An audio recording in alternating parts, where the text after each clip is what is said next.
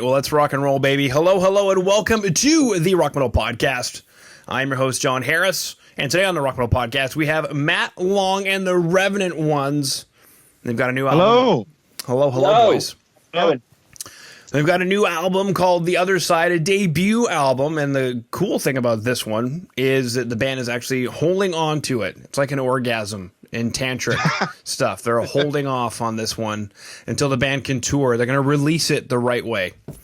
And so right now I'm being joined by Matt himself and the Revenant Ones, Kevin and Adam, and we're going to share some more information about what the band has got going on. So, boys, welcome to the show. Hello. Thank you very much for having us. Good to be here. Absolutely great to have you guys on. I dig the passion. That's what I'm going to say. I'm just going to say that first. I dig the passion. Yeah. You know, that's what it's all about, isn't it? Yeah, because I'm looking at your guys' pictures. This is my only experience with you because I'm across the pond, right? And I'm looking at the music videos, and I'm not seeing any acting. It's like you guys are just like that, and somebody happened to hit record. Yeah, I know. Maybe someone, shouldn't at some point. But, it's how it is. Yeah, no, we always want to be, we're us. That's how we do. And we have fun together, and, it's so great working with these guys, and it's always a good laugh, and we're family, It's how we roll, I think.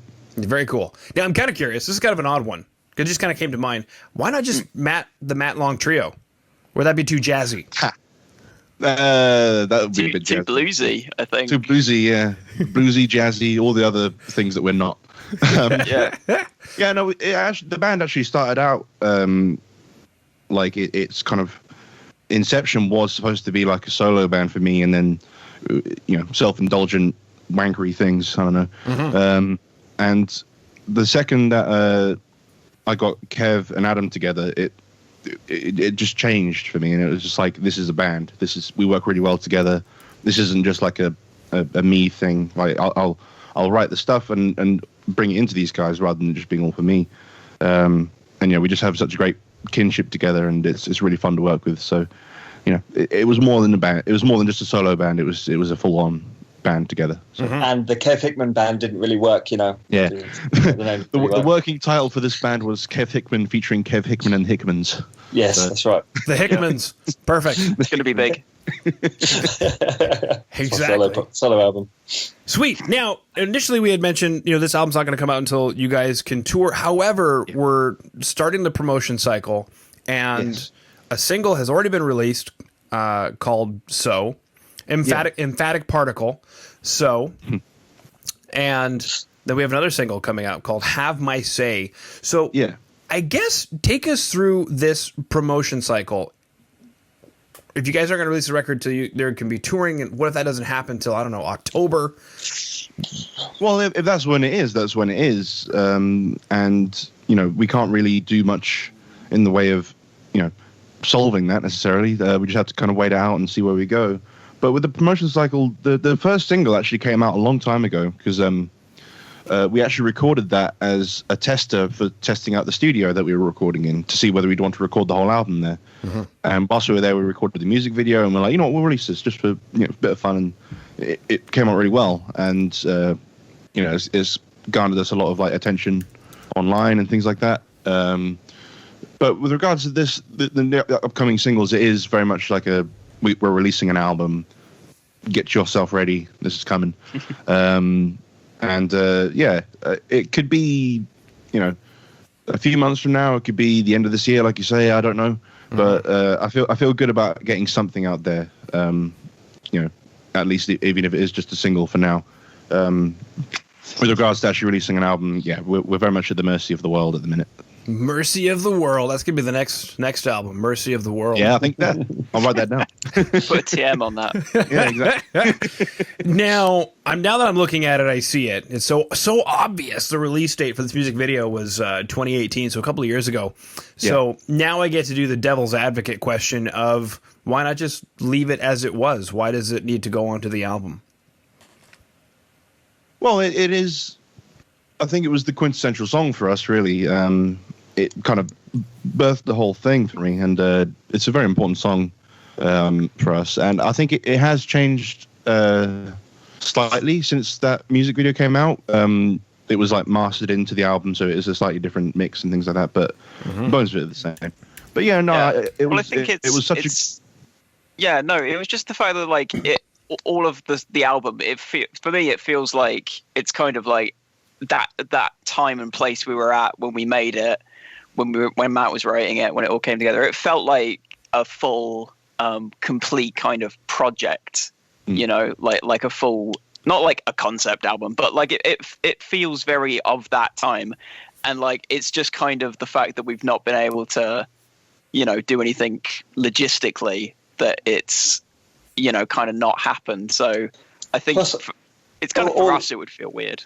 all of these songs were written around the same kind of time as well, weren't they? So it wasn't like we wrote So and then there was some time passed and then we had the rest of the tracks. It was they all came together at the same time, didn't they?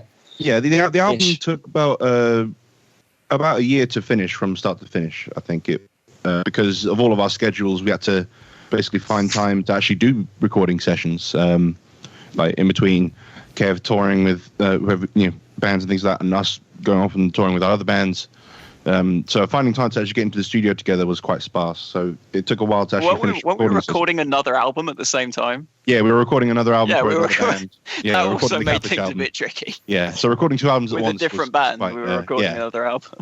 Okay, how do you guys keep your headspace separate? So if you're working on another album at the same time, I guess, how do you keep it separate?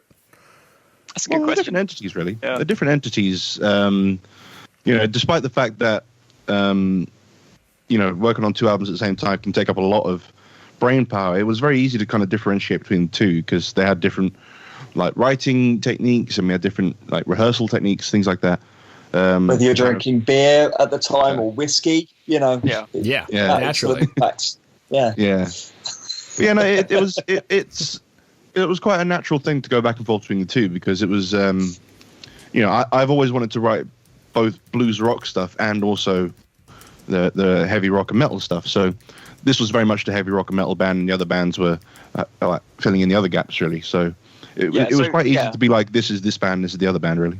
Yeah, exactly. It's like, for those who don't know, we play in a blues rock band called Catfish over in, as well.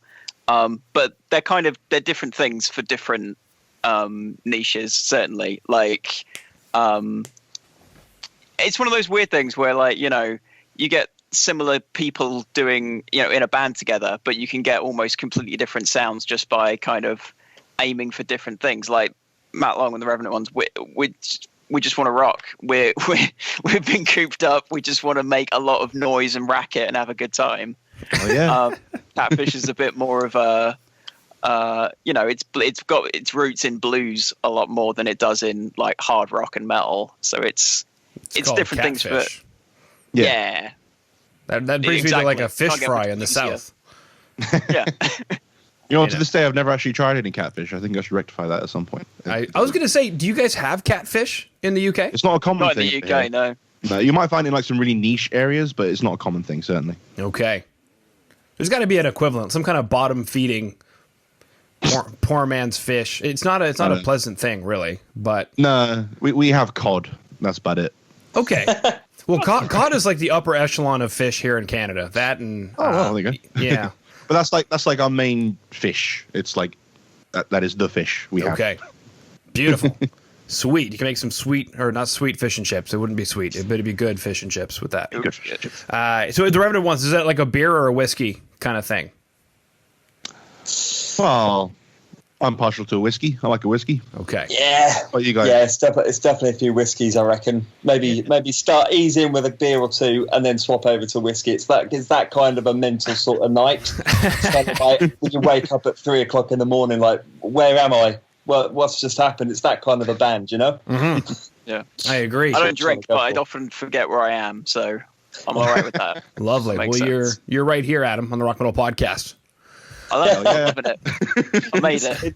It's funny, we talk about it like that, but we are just like totally the most non-rock and roll tourers at all. It's like early nights and waters, and I don't want to drink before I go on the stage. I want to still put on a good show, you know. Yeah, have a nice cup of tea. Exactly. Before we go on. Come on, and a whole bunch of done like, so we can go to bed. Come on, we've got to get up early tomorrow. It's a long journey. and a whole bunch of petrol station sandwiches after the show. That's right. I think people might be surprised. Those who are avid tours and professional musicians are like, yeah, duh. But for those out there who think it really is just getting hammered every night, you won't make it on a tour. Like you'll get sick. You'll do like it's just you can't. Yeah, I did a tour not too long ago where it was like it was a different thing for different. It was like a solo tour thing, and the guys I was working with out there, it was out in the Czech Republic. They were like that. They were like drinking and having parties, not every night. So like they were sporadic with it, but like I was just completely sober for the whole tour, except for the one at the end because I was like, yeah, we did it. It was like a celebratory thing, and I had a great time. But I couldn't at the end. Yeah, but I couldn't manage to do that for a whole tour. I could barely manage to do it anyway for one night. It worked when you were when it was like tour bus years, when you were like Led Zeppelin or whoever, and you had tour buses and you had crew and you had so literally you would just have to fall out your tour bus and fall onto the stage and do what you do. That worked, but now when a band has to kind of do everything, the driving, the if we've got roadies, it's really lucky. It's a very rare occasion there to have someone sort of lugging your gear, and so to do the driving and the performing and the merch selling and everything else, as well as trying to party every night. Yeah, you fall over. By the time you're a week in, it's no good. Mm-hmm. Now I'm looking up Anchor Baby Studios. Yeah, where the recording was done for and you guys were testing out the studio. I'm guessing then you guys liked it, and the album was then recorded with Anchor Baby. Yep, absolutely loved it. Dan Lucas, the guy who runs the place and produced the record, he's a really great guy, and he worked with us really well. The first thing he did was he sat us down when we entered the studio. He sat us down and was like, "Okay, what do you want? What kind of sound do you want?" And he basically said like, "What are your favorite sounding records?" And we said like, we said like what our favorite records were at the time. We wanted to go for this kind of sound, like modern, but also slightly, not vintage, but like sort of like a airy, bombastic sound as well, rather than it being very clinical and modern, but also a bit of the modern taste. So yeah, he very much sat us down and was like, it was a very, like, he delved right into it from the very beginning and was like, okay, I know exactly what you guys want. This is the drum sound you want. These are the amps you want to use. And this is the tone. Like, is that all good? And we said, yeah, that's absolutely exactly what we're looking for. It was straight out of the gate. It was great. Okay. And then set the stage for the record then? Yeah. Like when we did the first recording of it was a very easy atmosphere to work in. With Dan, and yeah, it just came together very, very like quickly and very nicely, and it came together how we wanted it to be. And because I had heard Dan's work on his band with Salvation Jane, and that was when I thought like that's the kind of thing I'm going for. I knew that he would be able to help us find our way of doing it and find our sound, and he absolutely did. He really did. Okay, very cool stuff, and I dig the sound on the record. I think it's a good sound, and I think thank you. Yeah, what you'd mentioned there. Not clinical, cold, technical, progressive death metal, right? Yeah. But maybe not too dirty, swanky, Led Zeppelin-y, but can we go somewhere in between? Somewhere in between. That's exactly where I want to be, I think. Yeah, exactly. Beautiful. Yeah. Okay, now we got this other track. Have My Say has a lyric video. So we had the music video for the first track. We got a lyric video for the second track. I guess if you take us through this record, is there a theme to the record? Well, I don't know. I guess there is, because all of this stuff was, all this material was stuff I'd written over a period of time. Or at least some of it was. Some of it kind of came with when the band properly formed. So it was very much like this is the other side of how I write, and this is the rock side of me. So I guess there is a theme in that way. So it's more, I guess, rebellious than the stuff I'd written previously. And, I tried to push the boundaries a bit more for myself on what I write about.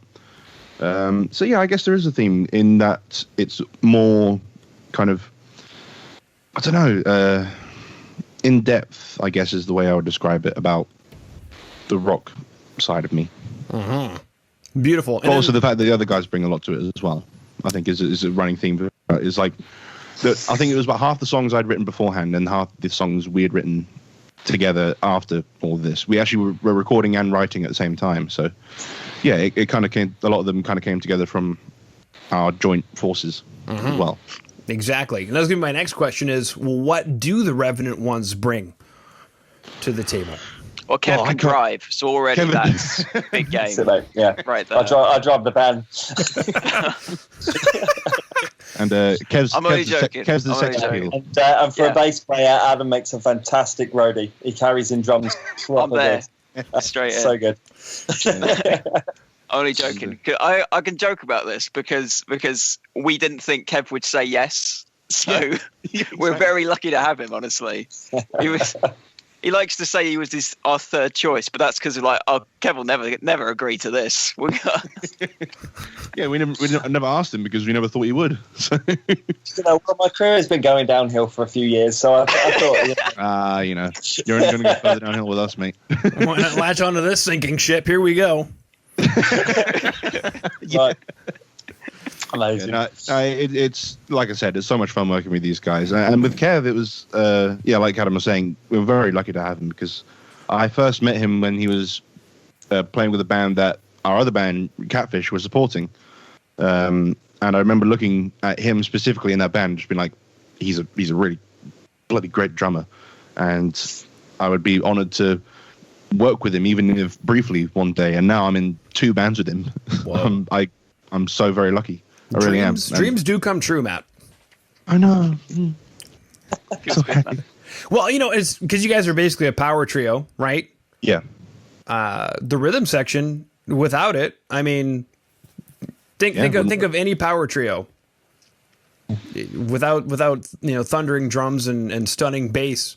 Where would any of those bands be? Well, exactly. Yeah. Yeah, the earliest influences for power trios for me were Hendrix and Cream, even Rory Gallagher when he went through his rock trio phases. That really really inspiring for me because it gives you there's more space then in the music for you to and then if there's like a jam happening or if you're trying to introduce a particular idea in the music, you've only then got 2 people to work out where you're trying to go with that to come with you, and there is just more freedom for that. I think as you start adding more things in, it sort of it means you have to hold back a little bit more to let the whole and play the song rather than kind of taking that existing song to a different place. If that makes sense. Yeah, you could take it to the other side if you have your say. Hey. Nice. I'm thinking about it. This is I think this is the first time I've actually played in just a 3-piece before. Because you do notice it. Just like I can do some weird harmonic stuff. I can do some weird throw in some stuff that maybe implies different harmony because there's not a keyboard player banging away, or another 2 guitars, taking up that kind of space. Because before this, I played in a lot of metal bands, and you're very locked in part wise there. I still love playing metal, but it's very much like this is the part. There's not a whole lot of room for improvising and kind of jamming it out a bit. So I'm glad that there's an avenue for that, if you know what I mean. Yeah. Yeah. Exactly. Sweet. All right. So we chatted about the record. We chatted about the recordings. We chatted about some music videos. There's also a lyric video for Have My Say that'll be posted on today's show notes. We chatted about basically the plans for this year, which essentially is to release the record, go out on the road, everything permitting. Yeah. And is there anything else that you guys wanted to chat about? Because that concludes my questions.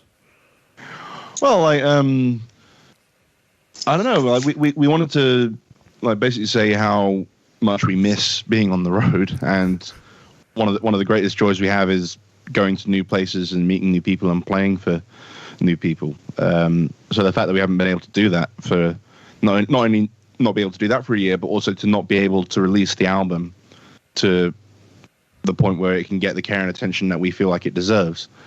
Is really upsetting for us. So we are very much we're so excited to actually release this thing. It's killing us that we don't know when that's going to be.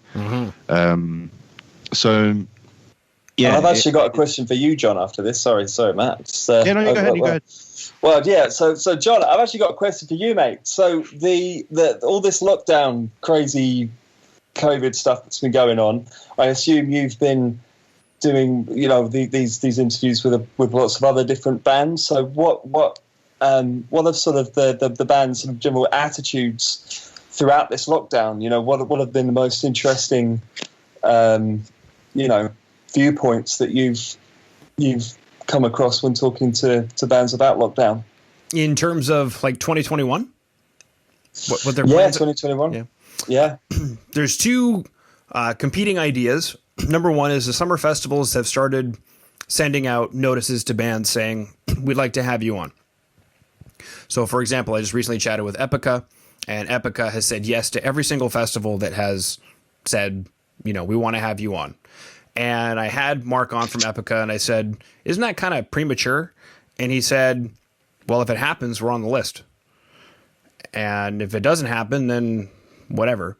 And then, so there's that idea. And then the other idea is, which I thought was a really smart idea, this year is going to be just like last year, and it'll be ceteris paribus for, until it's not. So how do we navigate this new territory? What do we do as a band how do you exist as a band without live shows? And they've tried re-engineering their whole model. And that is not an easy thing to do because music is a very live experience, to be perfectly honest. Yeah. Particularly with how terrible, I mean, I'm going to go on a rant, but digital streaming, that whole thing, it's, I mean, it's great to be able to get your music out there more, but it's not anywhere near as sustainable, as it was. So not having the live shows is a bit. Yeah. I think a lot of people have been it's like, Yeah, I think a lot of people have definitely been making the best of a bad situation, and as time has gone on, I think the quality of these like live streams and things like that has gone up because I think people have realized what they need to do. But yeah, you're right; it's definitely not a replacement or anything like that, or a sustainable thing, especially monetary wise. Like if you're streaming on Facebook every other day, no one's, people are going to think that, oh yeah, that's free, that's free music. Yeah, I'll have that. And then the minute you're like, oh, I've got a paid ticketed live stream or even a gig, like a social distance gig, they're like, well, I can see you online for free like every other week. So it is difficult because you don't know, because then if you don't do that, then like you say, it's not getting you into the public eye as much as you would be without it. So it's the a real smaller bands that suffer as well. It's always the little guy who gets the brunt of it, and like obviously that like there's nothing to be done about it. Like it is what it is. But like we've got a bunch of friends who, me personally, I've got a bunch of friends who are kind of leaving the industry now, because it's just what can you do? And it's one of those like, I mean, over here there's not a whole lot of support from for independent music as far as I'm concerned, and that's kind of a real. For me, that's a real issue because, if there isn't support for, grassroots stuff and local music and local bands and local arts, then where does it spring from? Where does it discover? Who is the next Led Zeppelin? Who is the next, if no one's coming up from you have to start somewhere, and you can't just jump into the top tier stuff, can you? You have to work your way up. Yeah. Well, I just try and think of the positives of this whole situation. Every time in history there's ever been a recession, there has always been a boom and an extra interest in music, always. So I'm excited to see when things start to come back, what that means for music, what that means for musicians. That I do believe that there are going to be opportunities now. Yes, some venues have closed, but I'm pretty certain that new ones will open in the new, when things start to come back. I think there are going to be new opportunities for us all to take advantage of when this all ends. That's kind of hoping for. Yeah, beautiful. That's it. Yeah. Because it's not like people stopped wanting music. People still want to go to shows. It's still the passion's still there. Oh yeah. It's just like as long as every time I'm everyone's online, still there when we can go. Exactly. Yeah. Like every time I'm online, I see, hundreds of posts from people going like, "I miss live music and I can't wait for it to come back." So hopefully that means when this is all over, that there will be a surge in people actually going to gigs again, which is Oh, how good is that first gig going to be? How good is that first one? So good. It's gonna hurt. Like we've been locked inside for almost a whole year now, and it's probably gonna be longer than that. It's gonna hurt. Get rid of my no drinking while playing rule. Yeah. Oh, well, exactly. That might help. Well, Kev, I hope I answered your question. Yes, thank you, John. The worst attitude I've seen, and this is even from some big bands too that I've had on the show, who's make quite a bit of money from touring and whatnot, and this could be over tomorrow. Well, no, you need a plan. No. So I think it's the big thing is just have a plan, figure out what that plan is, and execute it. And I don't know that there really is an answer because even as a podcaster, I made significantly more ground going backstage when bands were coming through and talking to bands in person. And I didn't think that would happen. Like what would be different about a Skype chat versus sitting down with somebody on their tour bus? And the same thing happens with touring. I was chatting with one of my record label friends, and we were chatting about just how important touring is for a band to actually make headway in the music industry. And it's crazy to think, well, they're releasing music. What difference does it make if they're on Spotify or if they're playing at one show somewhere? Well, it can make a big difference. So until that comes back, have a plan. That's kind of my only thing. Yeah, exactly. That's anything in life. Like, I've known loads of musicians over the years that have said, "Oh, my plan is to someone I knew's plan was to play Wembley Stadium by a certain point, but then there was no bit in the middle." That's not a plan. That's an end goal. That's just it will get to just question mark profit right there. Yeah. Exactly. Yeah, it'll get to the day before his predicted date, and it's like, I wonder how this is all gonna just go in the next 24 hours. It better hurry up. I've only got 6 hours left to make this happen. Let's go. Get the book on. Let's do it. Let's go. You know what? You got to respect having vision and drive to actually go for that as your goal. It may not be something that would be achieved in that time frame, but it's good to have that kind of drive in order to at least go for it. And it's I respect that actually in a way. But, beautiful. Yeah. Well, speaking of respect, boys, thank you so much for coming on to the Rock Metal Podcast today. Well, thank you very much for having us, John. I really do appreciate it. You're a legend. That was a lot of fun. It was so much fun.